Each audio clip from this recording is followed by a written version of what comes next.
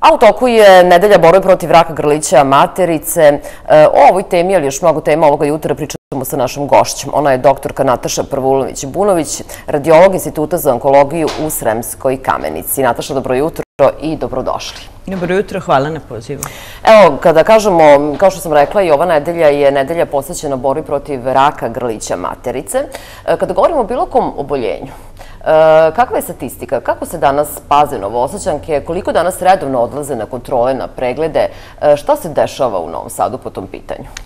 Pa evo, ova vaša emisija i brojne druge služe baš u svrhu informisanja i apela na naše sugrađanke da se odazovu na, da kažem, neke preventivne preglede, a i na neke skrininge, odnosno preglede koje podrazumevaju da su one zdrave, da nemaju nikakvih subjektivnih niti objektivnih tegoba, a da ipak idu kod lekara. Što se tiče žena, to su dve lokacije gde možemo nešto uraditi pregledima, da kažem, unapred, odnosno kada apelujemo da se naše dame obraćaju lekaru, a da nemaju nikakve tegobe, to je pregled kod ginekologa radi detekcije karcinoma grlića materice i pregled kod radiologa, kao što sam ja, kako bi se pregledale dojke. Pa pošto je ovo nedelja borbe protiv raka grlića materice, apelujemo na naše dame da ne čekaju na neki problem i da ne čekaju da ih neko pozove iz zdravstvenog sistema na pregled kod ginekologa i uzimanje Papa Nikolau Brisa i svih ostalih modaliteta koje sprovode ginekolozi, nego da same kažu, eto, vreme je da se pregledam, kako bi slučajno, ako imam neku bilo koju promenu na grliću materice, ginekolozi to otkrili dok je promena mala, dok je milimetarskih dimenzija ili u nekom, još da kažemo, prekliničkom obliku, preinvazivnom obliku i da bi lečenje bilo uspešnije.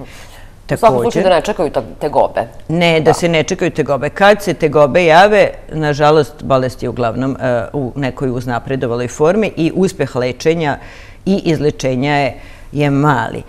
Zato treba ići redovno na preglede ginekologa i preglede dojki. Danas, da kažem, savremena dama nekako gleda sebi da to organizuje ili istovremeno ili da odredi neki period godine. Da li je to oko Nove godine kad se sve završava u toj godini, pa eto i da se jeste, ili nekako imamo grupu žena koja, recimo, predgodišnji odmor, leti, voli da dok ne krene na odmor, da ode potpuno, je opuštena i mirna, uradi ta dva navedena pregleda koja se zaista svugde u svetu pa i kod nas propagiraju da se trebaju obavljati i jednom godišnje, redovno, ne praviti pauze i naravno ne čekati nikakve tegobe. Da, briga o zdravlju je veoma važna. Koje su to godine kada zaista moramo nekako da odlazimo redovno kod lekara? Kada govorimo o ženama, da li je to 25, 30? Koje su to godine kada moramo da pregledamo, kao što ste rekli, i dojke, da redovno odlazimo kod ginekologa? Kad početi, u stvari? Pa, znate kako, ne postoji neka zacrtana ove godina, ali negde se savetuje da žena devojka, kada krene sa seksualnom aktivnošću, da nakon tog momenta treba da krene, odnosno da pronađe lekara u kog će steći poverenja svog ginekologa i da obavlja te preglede redovno. Negde uzimamo 35. 40. godinu kao vreme kad je zadnji moment da se krene sa tim pregledima. Što se tiče bolesti dojke, tu smo malo, da kažem, opušteniji. Tu više idemo na porodičnu anamnezu, porodičnu istoriju bolesti, pa ako neka žena u porodici ima obolelu majku, baku, djeku, treba što ranije da krene sa pregledima dojki, pa ako je mlada, nije još rađala, dojila, treba da krene sa ultrazvučnim pregledima, a naš nacionalni program za ranu detekciju karcinoma dojke propagira preglede od 50. do 65. godine na 2 godine. Što znači da krećemo sa 50 godina, ako nemamo nikoga u porodici, ako nismo imali neki ozbiljni drugi zdravstveni problem, možemo čekati tu 50. godinu, ali može uvek se to i ranije započeti, nije na odmet. Medicina napreduje iz godine u godinu, tako kada govorimo i o lečenju karcinoma, raka dojke, postoje naravno i novine u lečenju. Jeste, dosta se uznapredovalo sa hemioterapijom, pa kada se već konstatuje karcinom u dojci, postoji jedna grupa žena, odnosno sve veća grupa žena koja se prvo leči tim vidom, znači dobijanjem hemioterapije, pa se kasnije, kada hemioterapija da svoj efekat, kada se tumorska masa smanji, kada se i metastaze, ako postoje, da kažem, umire, onda tek dolazi, recimo, u obzir operacija i, recimo, zračna terapija. A što se tiče karcinoma grlića materice, tu zaista ne treba čekati uznapredovalu formu bolesti kada su i hemioterapija i zračna terapija agresivnije, a daju manji efekat nego što bi bila, recimo, operacija koja zaista može da dovede do izlečenja i onda ona floskula rak je izlečiv ako se na vreme otkrije, zaista važi, a to možemo sebi pomoći samo i, odnosno, prevenirati sve to ako redovno idemo kod ginekologa na pregled. Kada govorimo o karcinomu dojke, naravno mi apelujemo na žene, mada nisu ugrožene samo žene, ugroženi su i muškarci. Nisu ugrožene žene i to samo žene i to naši sugrađani treba da znaju, posebno muškarac koji u familiji ima više obolelih žena, taj bi muškarac trebao malo više da obrati pažnje na taj deo svoga tela.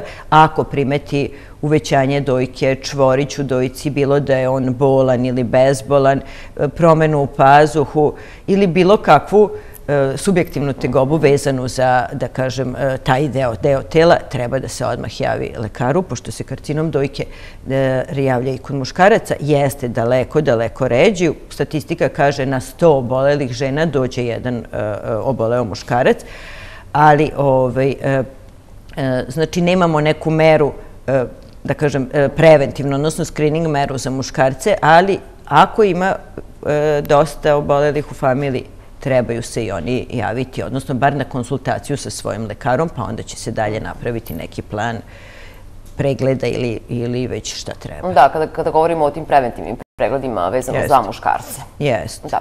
Rekli smo da kada je u pitanju bilo koje oboljenje, prevencija je uvek najvažnija, bolje sprečiti nego lečiti. U ovom slučaju to bi bili redovni pregledi i redovne kontrole i kada govorimo o ženama, onda i mamografija.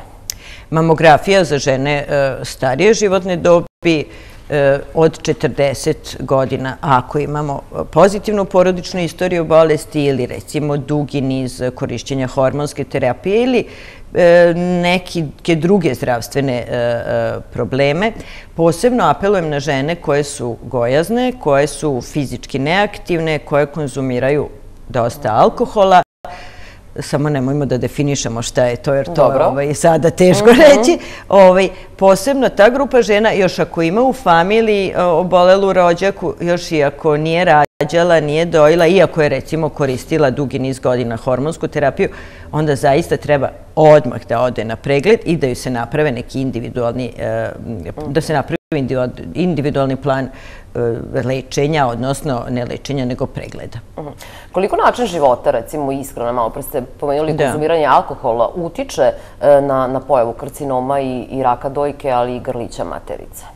Pa znate kako, kao i na sve ostale organske sisteme, način života je veoma bitan. Ta fizička aktivnost je nešto što je najznačajnije, uz to naravno kvalitetna ishrana. A šta to znači? To je ishrana, raznovrsna ishrana, bogata vitaminima, mineralima.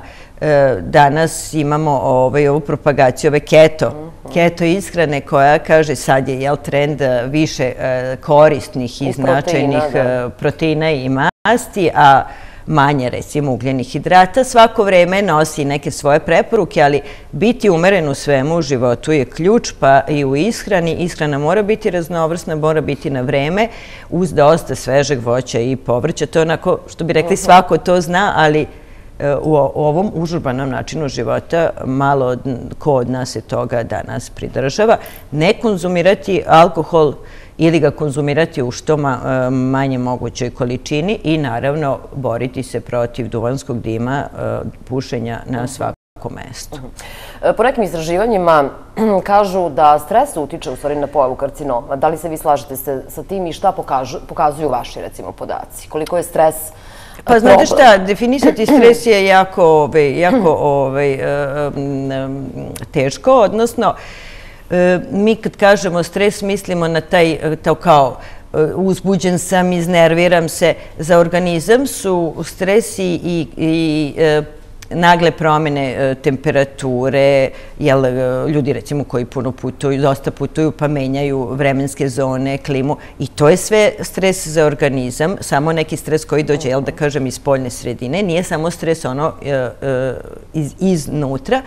Pa sad i tu su istraživanja razna, ali ne možemo tu povući neku ozbiljnu statistiku. Recimo što se tiče raka dojke, postoji jedan čitav niz faktora koji se danas smatra odbačenim ili kontraverznim ili čak onako kao popularan je u narodu, a nije dokazan medicinski, odnosno naučno. Znate, ono recimo, da li žene koje rade često noćne smene, da li je zbog načina spavanja, odnosno poremećenog sna. Žene koje doje možda, priča se i kao da žene koje doje ne mogu da dobiju rak dojke. Pa to se dugo vremena smatralo, dojenje jeste zaštitni faktor, ali zaštitni faktor u smislu ne samo dojenja, nego što je to period kad žena nema ciklus, kad su njene dojke manje izložene dejstvu hormona. Pa i žene koje rađaju više dece, po statistici, ređe obole od raka dojke. To je iz razloga ne što su baš dojile kao dojila, nego što su njihove dojke, odnosno njihov organizam bio isprekidano je bilo dejstvo hormona na dojke.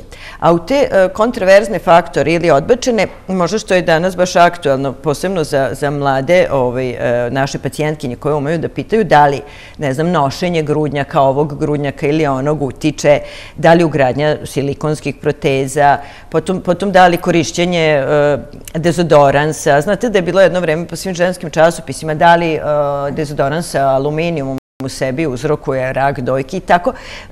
Dosta se tih stvari... Pa nema nikakvih tu apsolutno dokaza. Ali kažu da u pubertetu devojčice ne bi trebalo da koriste dezodoranse sa aluminijom. Je li to tačno? Pa znate kako, pa nije ništa tu dokazano.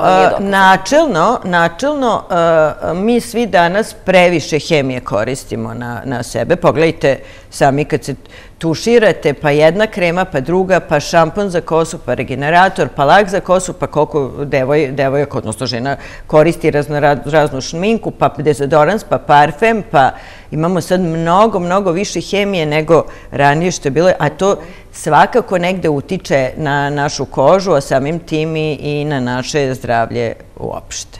U svakom slučaju, prevencija je jedini način da sačuvamo svoje zdravlje. To su pregledi i kod stručnog lica, je li tako? Jeste, naravno, ići redovno na preglede i kao i za druge stvari u životu, što se raspitamo gde ćemo voziti kola kod majstora da popravimo ili gde ćemo popraviti sad kada nam se pokvari, tako isto se treba raspitati gde idemo na pregled. Da, mnogi odlaze na Google da saznaju šta je ako ih nešto boli. Nikako ne preporučujemo. Pa Google doktor je interesantan i nama koji smo u struci je čak i zanimljiv i smešan, ali naravno ne preporučujemo, zato što se ljudi više uplaše i dobiju i pogrešne često informacije ili čitanje tuđeg iskustva zaista može da dovede do nekog stresa, anksioznosti i nespavanja, što je sve nepotrebno, treba se obratiti lekaru i čuti pravi savjet. Doktorka, hvala vam puno na ovim savjetima. Još jednom apel na sve žene, ali i muškarce, redovno odlaze kod lekara. Hvala puno. Hvala i vama.